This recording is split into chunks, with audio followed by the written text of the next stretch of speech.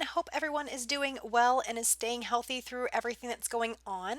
I wanted to pop in here and show you guys something I made for Roxy Creations YouTube channel. She just celebrated her 50th birthday, so she's having a challenge for anybody that's interested to send a little journaling card or a journaling page or anything like that to her so that she can make a journal with all of the fun stuff that we sent her. So I decided to create this kind of little folio fold out kind of thing. And I did already send this to her. I'm not sure if it's going to make it by the deadline. She's requesting that everything gets sent to her by the end of March, but with everything going on in the world and mail and all that, I'm not sure if it's going to make it, but I still wanted to share on YouTube what I made and definitely still wanted to get it to her either way. So hopefully you guys enjoy. Basically what I'm doing is taking a couple different paper pads. One is from Tim Holtz, which is the one I'm using here, and then I have that one with the hydrangea pink flowers. I don't remember exactly what paper pad that came from, but if you guys are interested, let me know and I can definitely look it up and then leave that on the comments. You can leave me a comment below and then I can reply back to you guys on that. I just don't have that paper pad with me right now. So what I ended up doing was I took this muslin fabric that I tea dyed or coffee dyed, and I just did some embroidery on it. I did just some little leaves, some little kind of buds, and then the word true friends.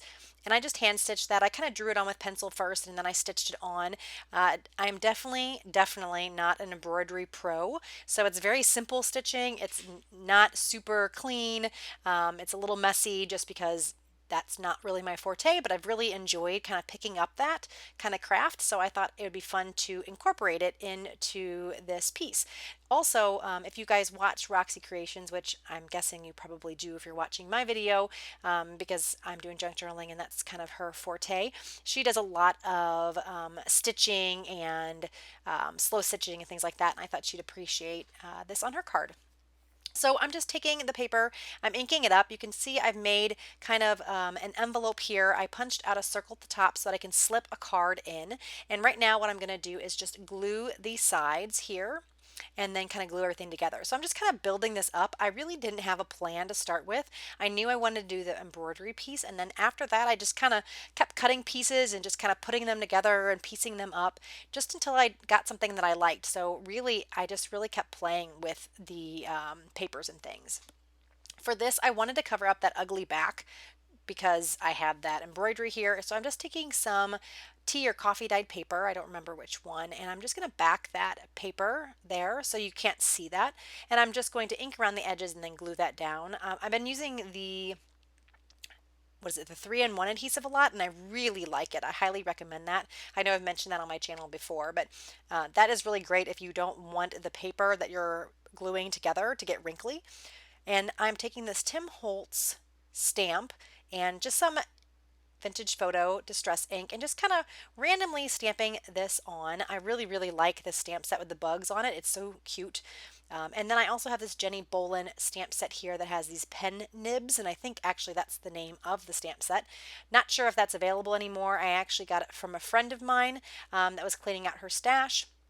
And I have been using this a lot on my Happy Mail and my junk journals and things like that. I just really like the image, and I typically just use one of the pen nibs instead of using the entire stamp.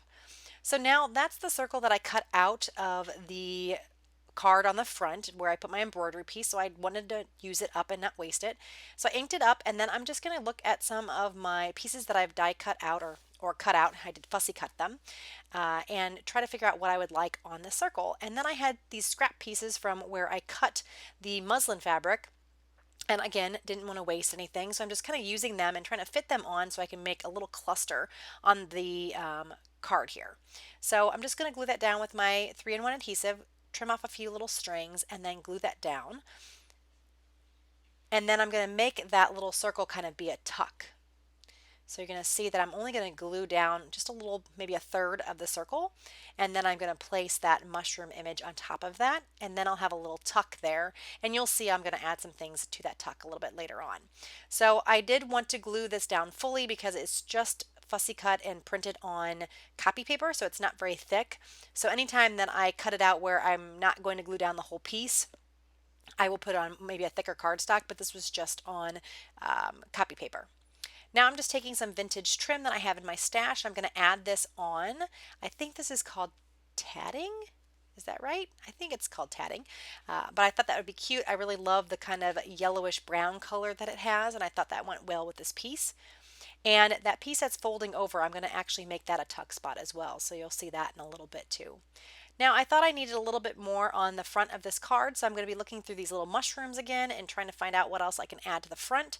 So I'm going to use, I believe, that mushroom, and then I'm going to pull out some little pieces of paper and I think a piece of fabric. And the fabric is, I believe it's cheesecloth that I'm going to do a little stitching on, if I'm remembering correctly. So this is just a piece of coffee dyed, what is it called? Recipe, like Betty Crocker recipe pages. And then this is a little piece of music paper. So maybe I don't. I think I use the fabric here. We'll see. We'll see together. It's been a little bit that I made this because I was trying to hope that the package would get to Rachel before I did the video, but I'm just not quite sure that's going to happen. So I figured I'd just do the video. But I'm going to layer those up and then glue those down. And yes, I do. I pulled some cheesecloth here, and then I'm just going to add that here to a layer as well. And I will take that to my sewing machine, if I'm remembering correctly, and do a zigzag stitch. I think. Most likely. Yes. Yes, maybe. Yes. I can't remember. So yeah, I'm doing a zigzag stitch here, and I did stitch it to paper because it is this cheesecloth. I wasn't sure it was going to go through my sewing machine very well because it's so kind of airy and light. So I just mounted on a little piece of coffee dyed paper, and then I trimmed as much as I could of the coffee dyed paper away so it doesn't take away from the cheesecloth. Now this particular mushroom I was going to be popping up a bit, so I thought it was going to be a little too thin to leave like it is. So I'm just going to put this on a bit of cardstock and then trim around it. This way it gives it a bit more body so that it holds up a bit more. So I'll just fussy cut around that same way I did when I cut out the original. Inked around it a little bit, and then I'm just going to add some glue. And that is the front. And I think I'm going to come back a little bit later on and add a butterfly, if I'm remembering correctly. So I'm just going to hold that down, weigh it down with a little block, and then now everything is dry. And this is maybe a couple hours later. And that's just going to sit there on the page. So now I'm going to work on what is going to go in that pocket. So this is more scraps of the paper that I used earlier to make the pocket, and I'm just going to trim this up until it's going to fit nicely in the pocket here. And I'm going to, I believe, make it into a tag shape if I remember correctly. And I'm going to back some coffee dyed paper on here because I wanted to have a little bit of journaling space if she wanted to journal in here. And then I'll just ink around the edges of this paper. Then gluing that down. I like how that looked. I actually turned the paper over. I liked the spots that were on this side better than the other side, so I did that. And then I am inking up some hole reinforcers that I'm going to use at the top. I wanted a darker color because I thought it would stand out a bit more on that sheet there. And I don't know, I think maybe the lighter color might have worked a little bit better, but I ended up just going with the darker color. I like the darker color on this side. I probably could have went with the lighter color on the other side. Now I'm going to take another mushroom, I'm going to ink it up, and I believe I'm just gluing that straight down, yes, with some glue stick, and then inking it up a little bit more. And then I'm going to move on to some more tags. I'm going to be making 2 tags here that are going to go into, oh no, sorry, I'm making a little journaling card right now that's going to go into that tuck that I'm going to make here in a little bit. But I will later on make 2 journaling cards, or I'm sorry, 2 tags that are going to go into that circle tuck that I made. So now I'm just working on this journaling card so that it can tuck in, and I just wanted to back this with a different paper because it was looking too much like the paper that I had on the bigger piece. So I just backed this up so that I have the pink flowers on the other side of the paper. And I really like how that looked, and it brings the pink from the envelope to the other side of the piece. Now I'm just going to stitch this cheesecloth onto the side of the card. I believe I use a zigzag stitch on this one as well. First I'm going to glue it down just to make sure it kind of holds there so that it's easier to sew through. And then you can see I just zigzagged right down the side.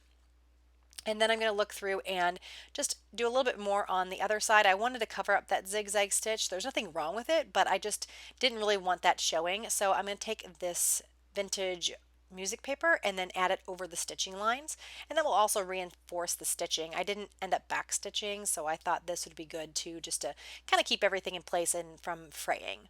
I'm also going to take another piece here just to add a little bit more to that music piece, and I think it's going to be the recipe paper, that coffee dyed recipe paper.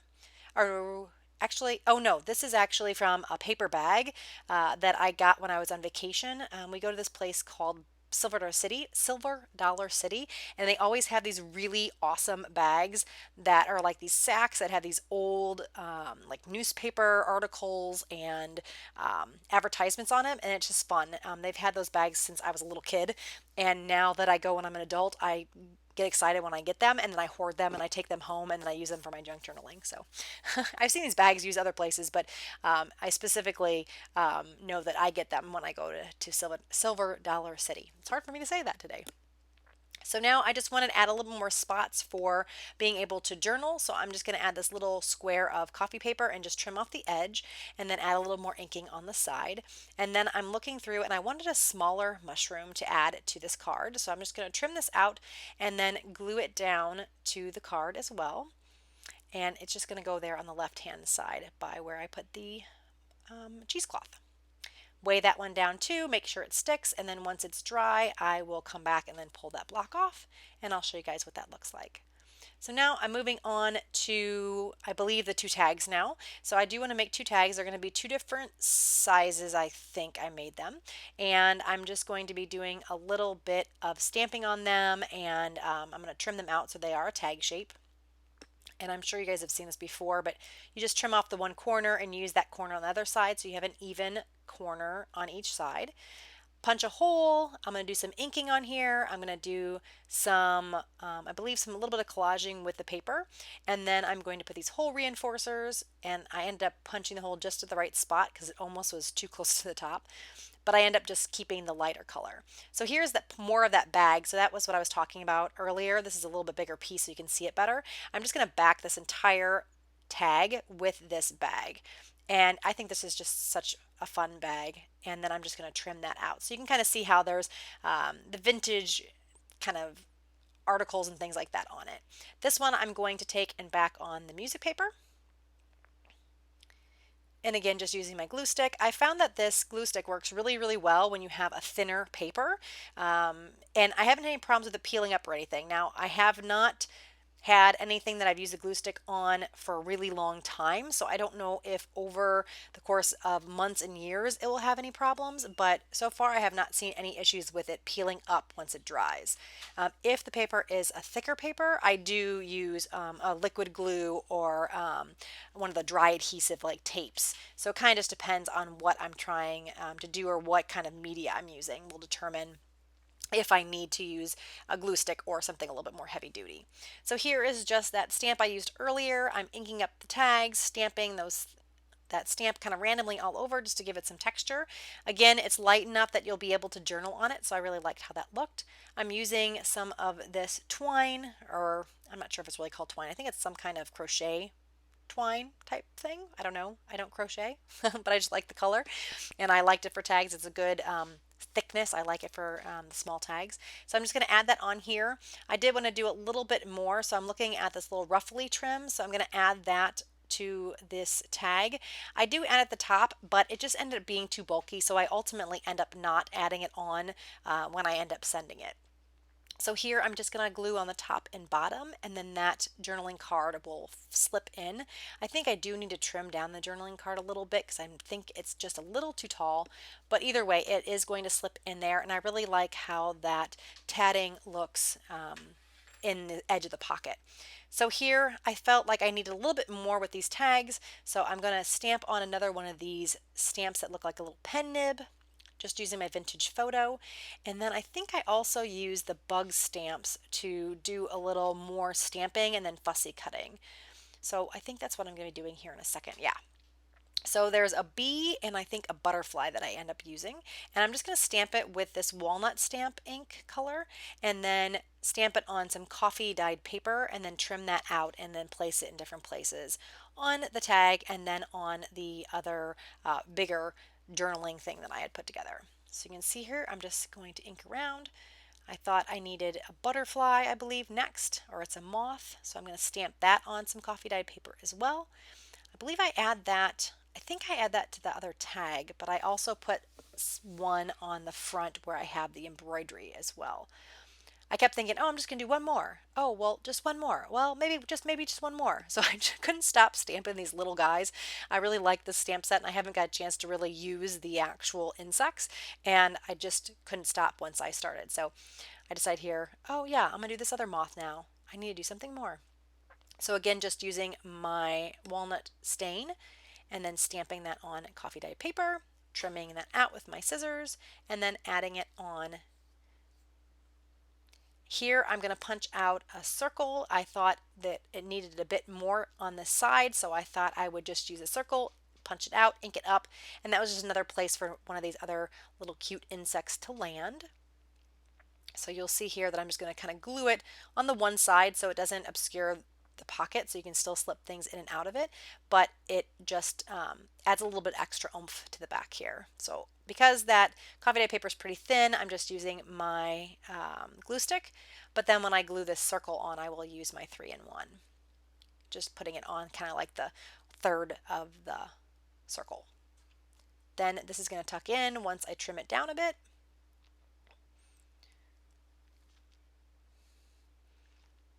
So I'm kind of coming to the end. I'm pretty much assembling everything now. I just got to do a little bit more. So while I am doing that, I want to thank you guys so much for joining me. Sorry it's been a while since I've been able to post. Life has been super crazy. Besides everything going on in the world, personal stuff has been going on too.